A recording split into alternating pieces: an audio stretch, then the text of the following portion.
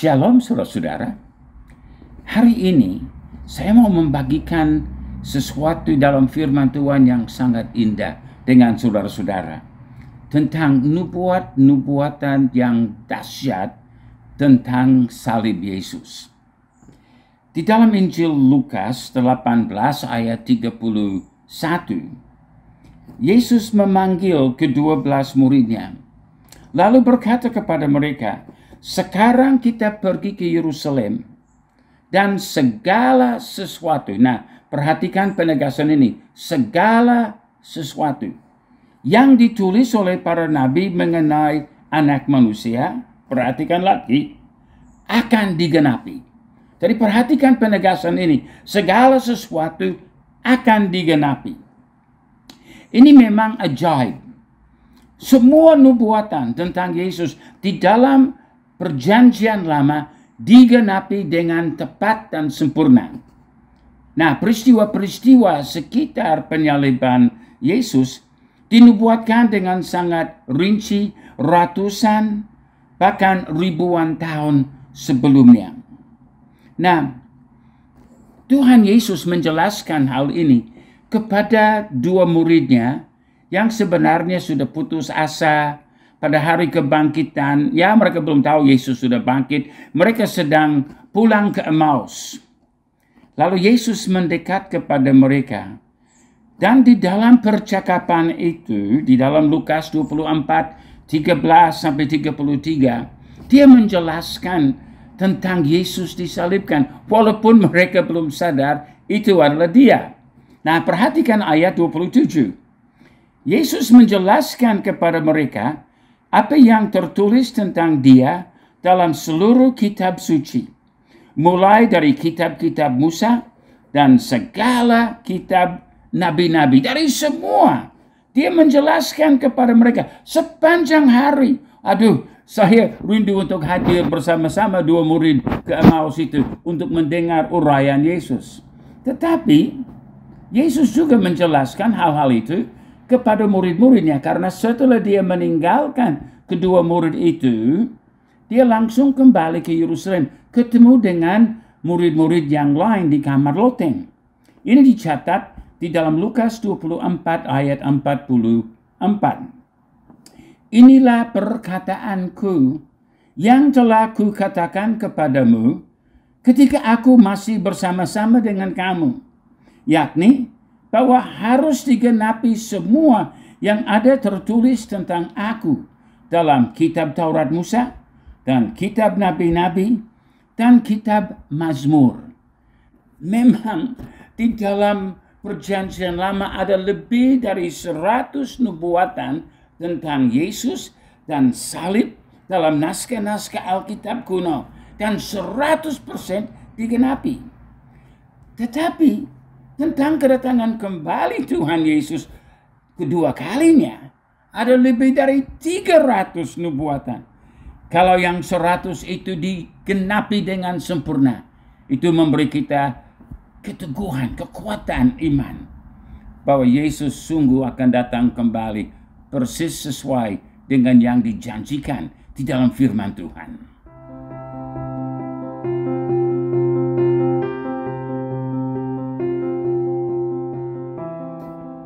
Sekarang kita lanjut dengan melihat nubuatan-nubuatan dan penggenapan-penggenapannya di dalam firman Tuhan. Nah, kita tidak mungkin melihat seluruh 100, tapi kita akan pilih sejumlah yang penting untuk kita mengerti tentang bagaimana Yesus dengan sempurna menggenapi nubuatan-nubuatan tentang penyalibannya.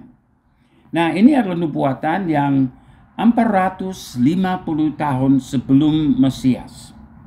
Di sini kita akan melihat Raja Mesias akan masuk Yerusalem mengendarai seekor keledai muda. Ini dinubuatkan di dalam Zakaria 9 ayat 9. Dan di masa itu sebenarnya tidak ada raja di Israel.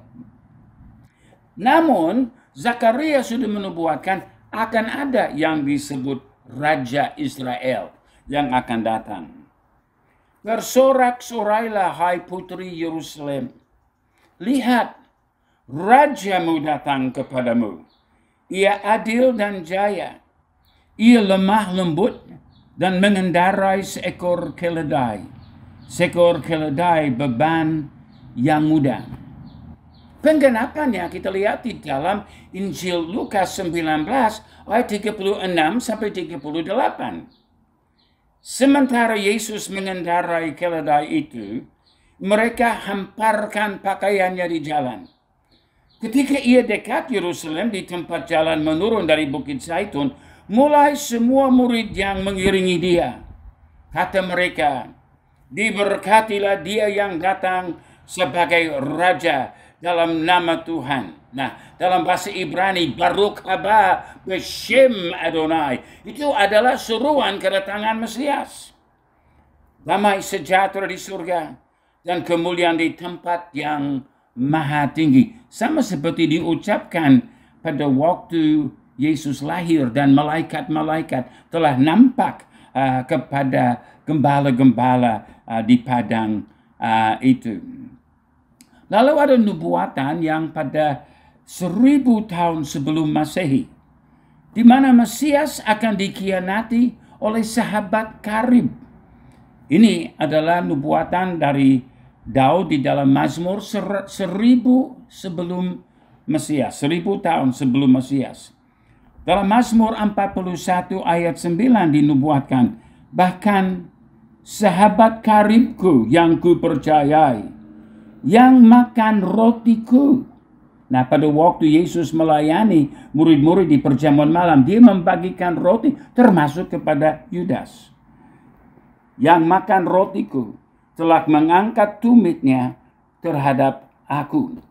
Ini digenapi di dalam, atau ya mungkin kita tambah lagi dulu, di dalam Zakaria 11 ayat 12 yang 450 tahun sebelum Mesias.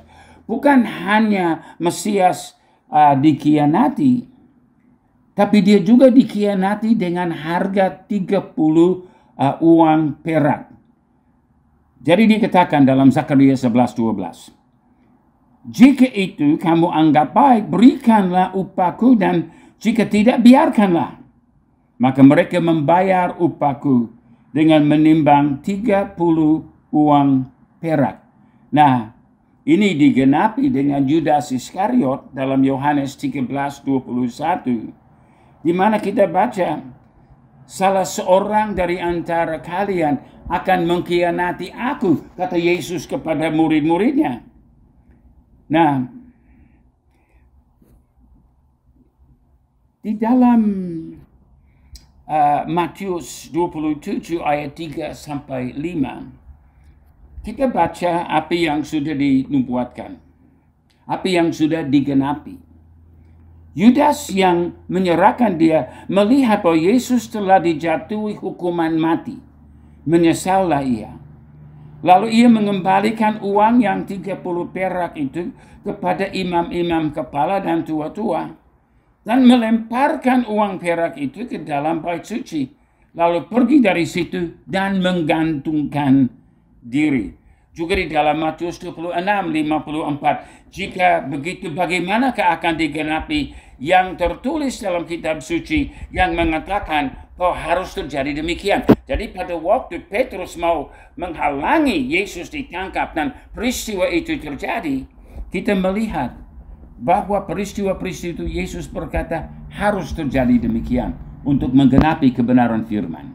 Selanjutnya, ada nubuatan lagi pada tahun 450 sebelum Masehi bahwa Mesias akan dilawan dan diserang. Dalam Zakaria 13 ayat 7 dikatakan, bunuhlah gembala sehingga domba-domba tercerai-berai. Nah, juga di dalam Mazmur 109 ayat 2 tentang hal yang sama, serangan terhadap diri Yesus, bahwa Mesias akan dilawan dengan dusta. Dan ada dua jenis pengadilan yang Yesus harus hadapi. Dan kita melihat saksi-saksi dusta melakukan penggenapan nubuatan-nubuatan itu. Memang pengadilan pertama itu agamawi, itu orang Yahudi terjadi di rumah Kayafas. Tetapi yang sipil itu Romawi, ya, di hadapan Pilatus, Herodes, kembali kepada Pilatus.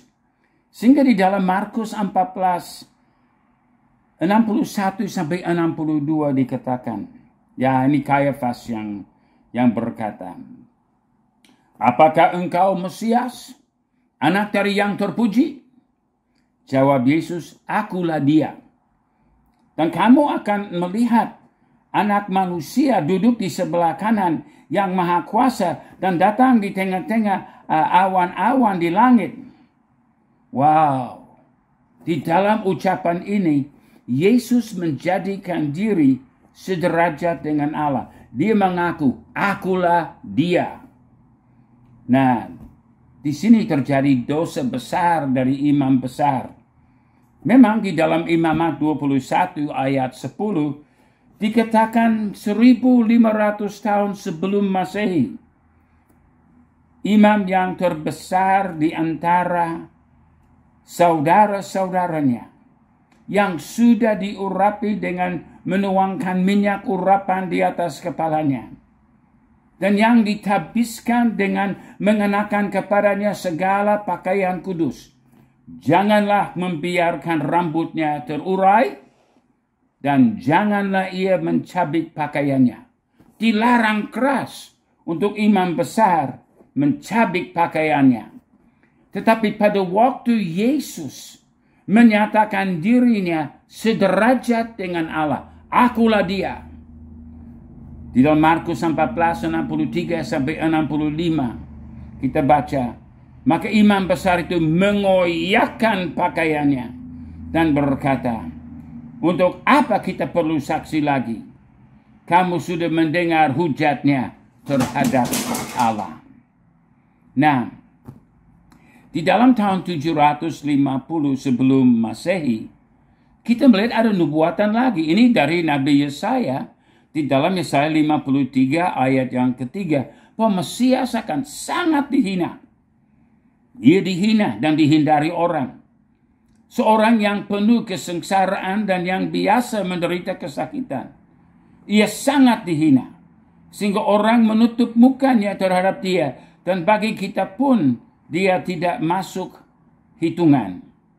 Penggenapannya kita baca di dalam Injil Markus 14 ayat 63 sampai 65. Lalu dengan suara bulat mereka memutuskan bahwa dia harus dihukum mati.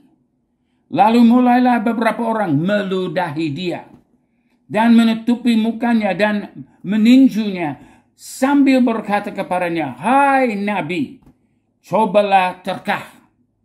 Ya, malah para pengawal pun memukul dia. Ya, pada tahun 1000 sebelum Masehi, di dalam Mazmur 109 ayat 2, sebab mulut orang fasik dan mulut penipu ternganga terhadap aku. Mereka berbicara terhadap aku dengan lidah dusta. Dan penggenapannya sangat jelas dalam Matius 26 ayat 59. Imam-imam kepala malah seluruh mahkamah agama mencari kesaksian palsu terhadap Yesus supaya ia dapat dihukum mati. Nubuatan berikut kita lihat juga di dalam kitab Nabi Yesaya. Lebih kurang 750 tahun sebelum Mesias. Nubuatan ini menjelaskan bagaimana wajah Mesias akan sangat hancur. Dari Yesaya 50 ayat 6 catat, aku memberi punggungku kepada orang-orang yang memukul aku, dan pipiku kepada orang-orang yang mencabut janggutku. Dapat saudara bayangkan? Janggut Yesus dicabut. Mungkin dengan kulit-kulitnya dirobek-robek. Mungkin ada lubang-lubang di dalam kulitnya. Orang-orang yang mencabut janggutku. Aku tidak menyembunyikan mukaku ketika aku dinodai dan diludahi. Juga di dalam Yesaya 52 ayat 14, banyak orang terkejut melihat dia. Rupanya dirusak sehingga tidak seperti manusia lagi. Wajah Yesus begitu hancur. Dalam Yesaya 53, sangat dahsyat dan terinci. Tetapi siapakah yang akan percaya bahwa Mesias bisa begitu disiksa, dihina, dieksekusi, dan bahkan bangkit? Yesaya 53 ayat 1 bertanya, siapakah yang percaya kepada berita yang kami dengar? Ini seperti mustahil. Bukan begini yang harus terjadi dengan Mesias. Tapi ternyata rencana Tuhan lain daripada pikiran manusia. Jadi di dalam Yesaya 53 ayat 3 sampai 8 yang 750 tahun sebelum Mesias, kita lihat Mesias disiksa, ditolak, dicambuk, dibunuh. Ia dihina dan dihindari orang. Dia diremukkan oleh karena kejahatan kita.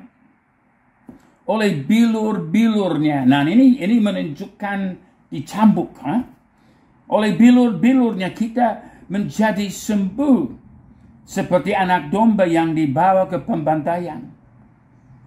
Sesudah penahanan dan penghukuman ia terambil. Sungguh ia terputus dari negeri orang-orang hidup. Jadi Mesias disiksa, dicambuk, ditolak, dibunuh. Penggenapannya, ya 750 tahun kemudian, di hadapan Pontius Pilatus. Dalam Markus 15, 12 sampai 15. Apakah yang harus kuperbuat dengan orang yang kamu sebut raja orang Yahudi? Maka mereka berteriak lagi, katanya, salibkanlah dia. Lalu Pilatus berkata kepada mereka, tetapi kejahatan apakah yang telah dilakukannya? Namun mereka makin keras berteriak, salibkanlah dia. Wow. Juga nubuatan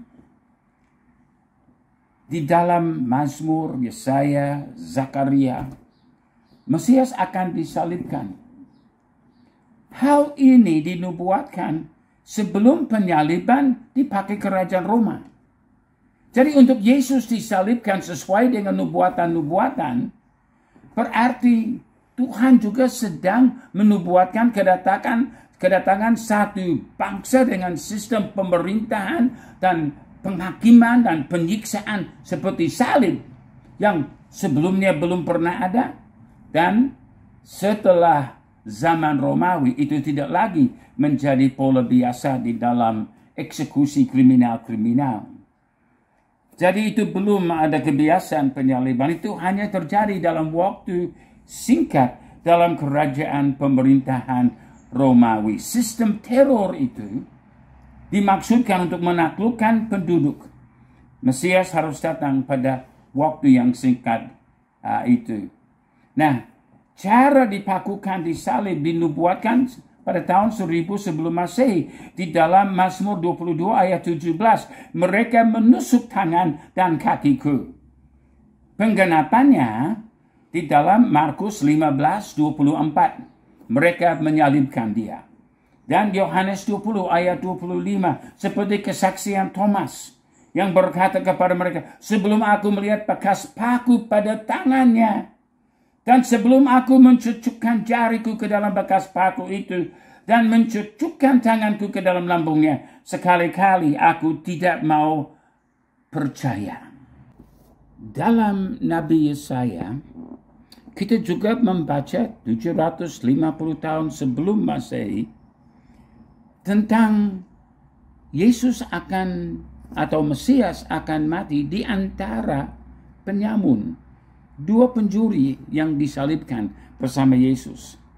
Dalam Yesaya 53 ayat 12, sebab itu aku akan membagikan kepadanya orang-orang besar sebagai rampasan, dan ia akan memperoleh orang-orang kuat sebagai jarahan, yaitu sebagai ganti karena ia telah menyerahkan nyawanya ke dalam maut, dan karena ia terhitung di antara pemberontak-pemberontak, sekalipun ia menanggung dosa banyak orang dan berdoa untuk pemberontak-pemberontak. Nah, ini yang dikutip dan di dalam penggenapan di dalam Markus 15 ayat 27 dan 28. Bersama dengan dia disalibkan 2 orang penyamun. Seorang di sebelah kanannya dan seorang di sebelah kirinya. Demikian genaplah nas Alkitab yang berbunyi, ia akan dihitung di antara orang-orang derhaka. Nah, itu di dalam nubuatan Yesaya itu. Juga kita melihat nubuatan pada tahun 1000 sebelum Masehi, bagaimana Mesias akan diejek dan dihujat. Mazmur 22, 8-9. Semua yang melihat aku mengolok-olok aku.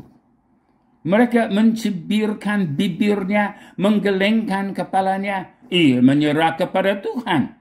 Biarlah dia yang meluputkannya. Biarlah dia yang melepaskannya. Bukankah dia berkenan kepadanya? Nah, dalam Matius 27, 39 dan 40, kita membaca penggenapan nubuatan itu. Orang-orang yang lewat di sana menghujat dia. Dan sambil menggelengkan kepala, mereka berkata, hai engkau yang mau merubuhkan bait suci dan mau membangunnya kembali dalam 3 hari. Selamatkanlah dirimu jikalau engkau anak Allah. Turunlah dari salib itu. Matius 27 ayat 41 sampai 43. Kita juga baca, demikian juga imam-imam kepala bersama-sama ahli-ahli Taurat dan tua-tua mengolok-olokkan dia. Dan mereka berkata, orang lain ia selamatkan, tapi dirinya sendiri tidak dapat ia selamatkan. Ia Raja Israel, baiklah ia turun dari salib itu, dan kami akan percaya kepadanya. Ia menaruh harapannya pada Allah, baiklah Allah menyelamatkan dia.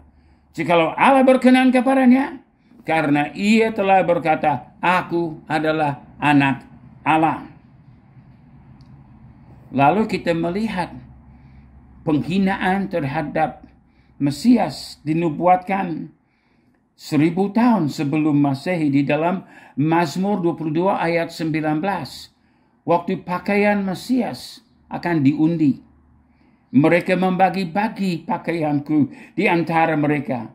Dan mereka membuang undi atas jubahku. Penggenapannya dalam Matius 27 ayat 35. Sesudah menyalibkan dia, mereka membagi-bagi pakaiannya dengan membuang undi. Coba saudara perhatikan. Nubuatan, penggenapan, nubuatan, penggenapan. Ini terjadi terus-menerus. Lebih dari 100 nubuatan terjadi demikian. Selanjutnya kita membaca bagaimana Mesias mati pada jam anak domba disembelih di bait suci. Itu harus terjadi pada jam 3 petang. Imam besar akan membawa anak domba, menyembelihnya sebagai korban Paskah. Di jam persis yang sama adalah jam Yesus sebagai anak domba Allah mati di atas kayu salib. Dinubuatkan di dalam Amos 8, 9, dan 10. Pada hari itu akan terjadi demikianlah firman Tuhan Allah. Aku akan membuat matahari terbenam di siang hari. Nah, siang hari di situ dalam bahasa Ibraninya sohar. Artinya tengah hari atau jam 12 siang. Dan membuat bumi gelap pada hari cerah. Aku akan mengubah perayaanmu menjadi perkabungan karena kematian anak tunggal. Jadi anak tunggal dinubuatkan akan mati. Dan Matius 27 ayat 45 penggenapannya. Mulai dari jam 12 kegelapan meliputi seluruh daerah itu sampai jam 3. Dan pada jam 3 petang itu adalah jam anak domba Allah sudah mati. Nah, pada waktu Yesus disalibkan dan dia berkata, Allahku, Allahku, mengapa engkau meninggalkan aku? Ini juga adalah penggenapan dari nubuatan 1000 tahun sebelum Yesus disalibkan. Kita baca dalam Mazmur 22 ayat 2 bahwa Mesias akan menderita pemisahan dari Bapa.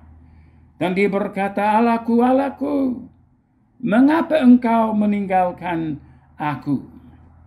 Dan penggenapan itu dalam Memang semua Injil kita baca, tapi dalam Matius 27 ayat 46, kira-kira jam 3, jadi waktu Yesus mati sebagai anak domba, berserulah Yesus dengan suara nyaring, Eli, Eli, lama sabachthani.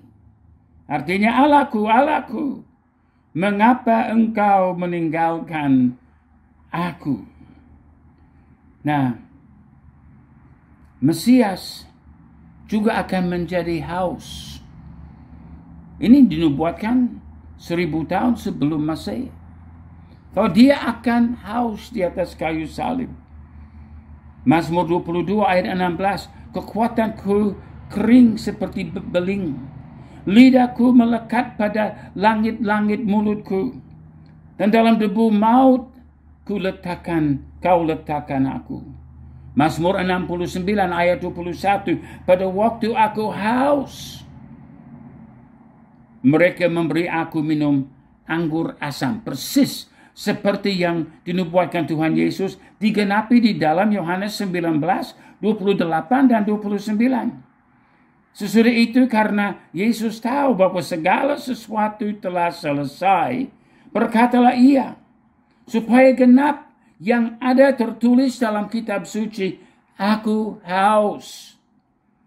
Di situ ada suatu bekas penuh anggur asam.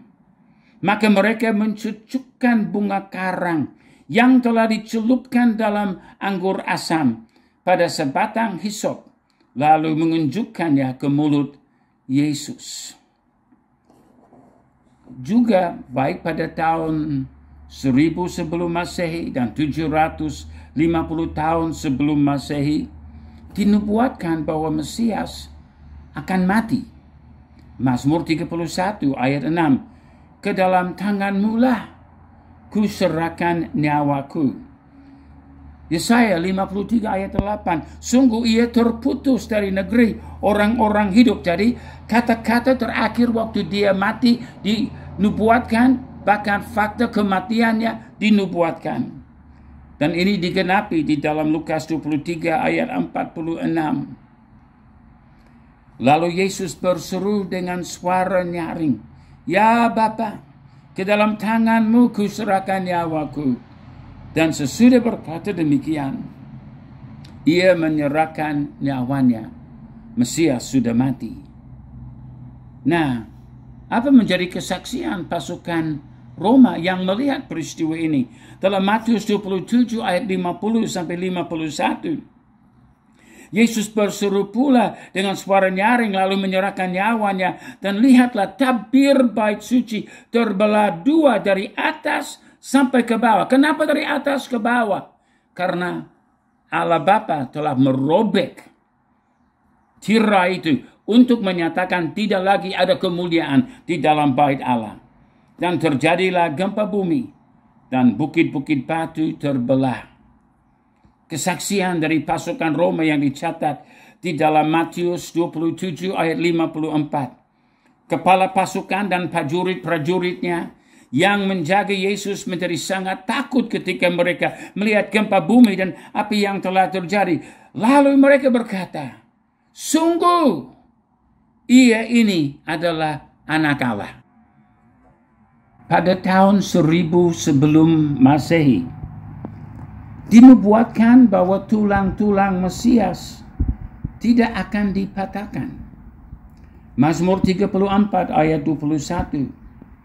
Ia melindungi segala tulangnya, tidak satu pun yang patah. Dan digenapi waktu Yesus di atas kayu salib. Karena Yesus mati sebelum kedua pencuri. Dan karena dilarang untuk ada orang yang ada di atas kayu salib sementara Paskah dan pada hari Sabat.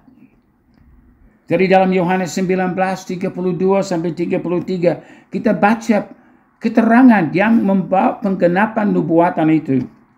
Maka datanglah prajurit-prajurit lalu mematahkan kaki orang yang pertama dan kaki orang yang lain yang disalibkan bersama-sama dengan Yesus. Tetapi ketika mereka sampai kepada Yesus dan melihat bahwa ia telah mati, mereka tidak mematahkan kakinya. Ajaib firman Tuhan. Nah, nubuatan lagi tahun 750 sebelum Masehi bahwa Mesias akan dikubur orang kaya. Yesaya 53 ayat 9 saya ambil dari Alkitab Bahasa Indonesia sehari-hari.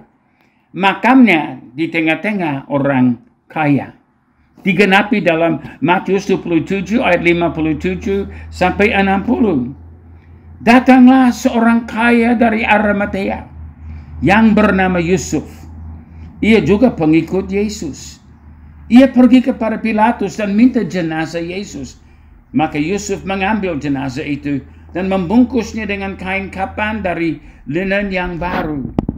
Lalu ia meletakkan jenazah Yesus di dalam kuburan kepunyaannya sendiri. Nah, Yesus bukan hanya mati. Dinubuatkan bahwa Yesus akan bangkit.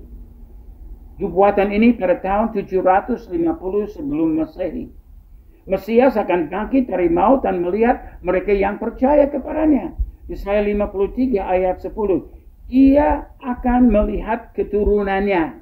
Umurnya akan lanjut. Jadi kematian bukan akhirnya. Dia akan bangkit. Dan memang itu digenapi. Dalam 1 Korintus 15, 3 sampai 5. Mesias dilihat hidup oleh banyak murid. Sebab yang sangat penting telah ku sampaikan kepadamu, kata Paulus.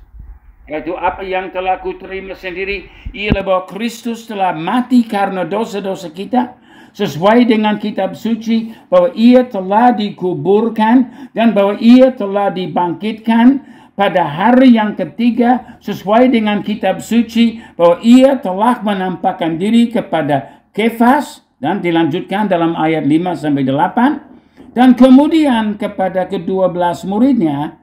Sesudah itu, ia menampakkan diri kepada lebih dari 500 saudara sekaligus. Kebanyakan dari mereka masih hidup sampai sekarang, tapi beberapa di antaranya telah meninggal.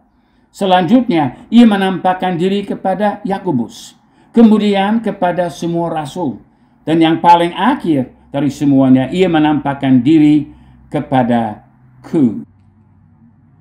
Kita baru melihat sebagian nubuatan tentang topik ini. Ada banyak sekali lagi yang kita belum bisa bicarakan. Dalam Alkitab, seperti saya sudah katakan sebelumnya, ada 100 lebih nubuatan tentang misi Yesus dalam kedatangan pertama.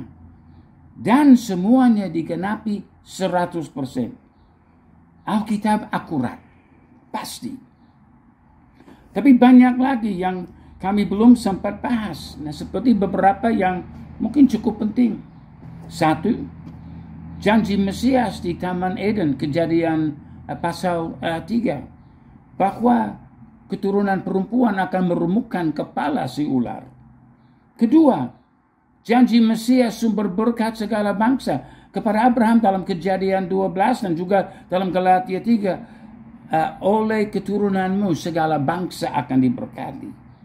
3, janji Mesias sebagai anak domba dalam Kejadian 3 pada waktu Allah menyembelih seekor binatang untuk memberi penebusan kepada Adam dan Hawa dan memberi pakaian kulit untuk mereka. Kejadian 4 dengan Habel. Kejadian 22 dengan Ishak. Ibrani 11 tentang pahlawan-pahlawan iman. Disebut di situ tentang korban anak domba itu. Dalam Keluaran 12 dan Paskah, Yesaya 53, Mesias akan datang sebagai anak domba yang dipimpin kepada pembantaian. 1 Korintus 5, anak domba Paskah kita, Tuhan Yesus. 1 Petrus 2, dinubuatkan tentang kedatangan anak domba, Mesias. Wahyu 5, kita melihat anak domba di dalam takhta. Dan Wahyu 21 sampai 22. 7 kali anak domba disebut di dalam Yerusalem baru. 4, janji Mesias sebagai singa suku Yehuda. Kejadian 49, Yehezkiel pasal 1, pasal 10, Amos 3, Wahyu 4, Wahyu 5, Wahyu 10, dan seterusnya.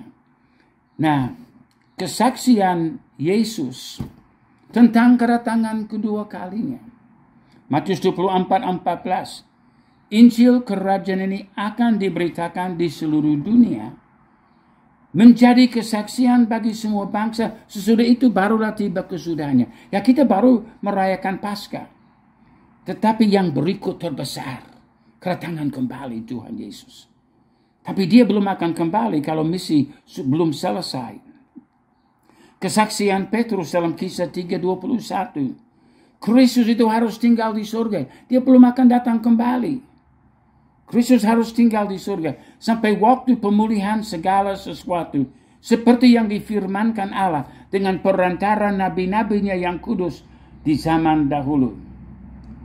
Bagaimana kesaksian Allah di dalam Yesaya 46 ayat 9 dan 10. Ingatlah hal-hal yang dahulu dari sejak purbakala, bahwasanya akulah Allah dan tidak ada yang lain. Akulah Allah dan tidak ada yang seperti aku, yang memberitahukan dari mulanya hal yang kemudian. Jadi dia sudah menubuatkan kedatangan pertama, dia juga menubuatkan kedatangan kedua.